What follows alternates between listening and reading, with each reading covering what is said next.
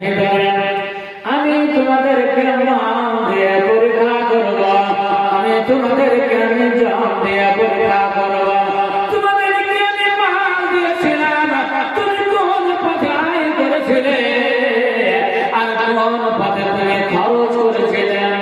মালিয়া তোমাদের একদিন মাল ঘাড়ে পিঠে চেপে দিবে। তোমরা কাল কিয়ামতের কোটে তোমরা মালগুলো তোমরা বহন করতে পারবে। মাল ঘাড়ে পিঠে চেপে দিবে, মাল বহন করা উচিত। আর জানি না চাওয়া থেকে পাওয়া ওই ব্যক্তির দান করা হচ্ছে অভ্যাস, ওই ব্যক্তির দান করা হচ্ছে অভ্যাস। সুবহানাল্লাহ। ফজরের সালাতে নামাজের পরে এমন একটা লোকের হাতে দান করলো, ওই লোকটা হচ্ছে জানি, ওই লোকটা হচ্ছে জানি, ওই লোকটা হচ্ছে জেনাকার ব্যক্তি। কাপড় চোপড় দেখে সুবহানাল্লাহ উস্কো খুশকো হয়েছিল, এর অবস্থা ভালো ছিল না। ওই জানি করলো কি, ওই লোকটার হাতে অনেক অনেক দান করে দিল। জনগণ বলছে আপনি কি ওই লোকটাকে চিনেন, আপনি ওই লোকটাকে জানেন? বলছেন ওই লোকটার কাপড়ের অবস্থা দেখে ভালো ছিল না, ওই লোকটা গরিব মানুষ। বলছেন না না না, ওই লোকটা হচ্ছে জানি, ওই লোকটা হচ্ছে জানাকার ব্যক্তি। সুবহানাল্লাহ। আবার কিছুদিন পরে দান দেওয়ার জন্য প্রস্তুত। ওই মহিলা সেদিন থেকে ওই টাকা পয়সা পেয়ে একটা ব্যবসা শুরু করে দিল, ব্যবসা শুরু করে দিল। আর জেনাকার ব্যক্তি থেকে পাপ মুক্তি পেল,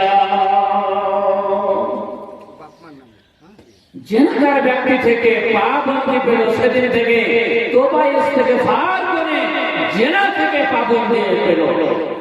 ভাই বন্ধুরা, আবার কিছুদিন পরে মাল দেওয়ার জন্য প্রস্তুত, দান দেওয়ার জন্য রেডি। আমার দান মনে হয় আল্লাহর দরবারে কবুল হবে না। বলছেন চাওয়া থেকে পাওয়া, তুমি দান করেছো ঠিক লোকের হাতে, তুমি দান করেছো ঠিক লোকের হাতে, তুমি ঠিক জায়গায় দান করেছো। ওই মহিলা করলো কি, সেদিন থেকে জিনা থেকে পাপ মুক্তি পেল আর একটা ব্যবসা শুরু করে দিল, একটা ব্যবসা শুরু করে দিল। একটা মুদিখানার দোকান ছোট্ট করে ব্যবসা শুরু করে দিল। জিনা শেষেও দেখো দান মাথাইল, মুকুল নামেতে দেখো করে গেল দান। সাদরে গ্রহণ করো তুমি রহমান, পরিমাণে 500 টাকা দান দিল। ভাই মুকুলের দান করিও কবুল, অবশেষে তরি রাহে করে গেল দান। সাদরে গ্রহণ করো তুমি রহমান, যে উদ্দেশ্যে যে নিয়তে দান দিয়ে গেল, দানীদের দান তুমি করিও কবুল।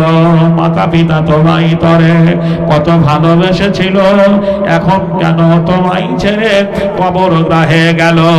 দাদা গেছে, দাদি গেছে, আর গেছে নানি, ভাই গেছে, বন্ধু গেছে, গেছে কত প্রাণী। যে এসেছে সে গিয়েছে, কোনো উপায় নাই, এমনি ভাবে যাইতে হবে। শোনো মুমিন ভাই। সুবহানাল্লাহ। আজ আপনার দাদা চলে গেছে, মা চলে গেছে, বাপ চলে গেছে, ভাই গেছে, বোন গেছে, স্বামী গেছে, সন্তান গেছে। ডাক যেদিন আসবে মরণের ডাক, সেদিন পৃথিবীর কোনো মায়ার বাঁধন আপনাকে আটকে রাখতে পারবে না। আমরা সে একদিন এই দুনিয়া ছেড়ে, সুন্দর পৃথিবী ছেড়ে একদিন আমরা সবাই চলে যাব।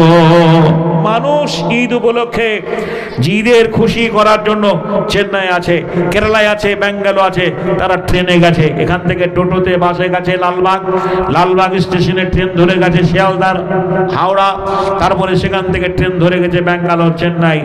আবার যখন কেউ ফিরবে, কেউ প্লেনে আছে, কেউ বাসে আছে, টোটো অটোতে আছে। ভাই গো, জীবনে যেদিন এই দুনিয়া ছেড়ে আমরা চলে যাব, যানবাহন থাকবে না। আপনার জন্য একটা যানবাহন রয়েছে, সমাজ থেকে কেনা, সমাজ থেকে কেনা, এই সমাজের টাকা থেকে কেনা। এই যানবাহনটা বিনা তেলে চলে, বিনা তেলে চলে। মোরা সেই মুসলমান, মোরা সেই মুসলমান, বিনা তেলে জাহাজ চালাই নবী সুলাইমান।